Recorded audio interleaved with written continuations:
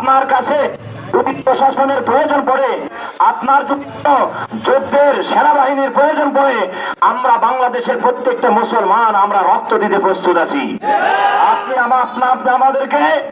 আমাদেরকে ট্রেনিং দেন, গোলা দেন, বারুদ দেন, আমাদের জীবনের রক্তের বিনিময়ে আমাদের স্ত্রীকে আমরা পরিত্যাগ করব, আমার বাচ্চাদেরকে, আমাদের সন্তানদেরকে আমরা রেখে আমাদের সমস্ত জান এবং মালের বিনিময়ে সেই ফিলিস্তিনের ভূখণ্ড রক্ষা করার জন্য, বাইতুল মুকাদ্দাসকে রক্ষা করার জন্য ওই জায়নবাদী ইহুদি ইসরায়েলি রাষ্ট্রের বিরুদ্ধে আমরা লড়াই করব ইনশাআল্লাহ।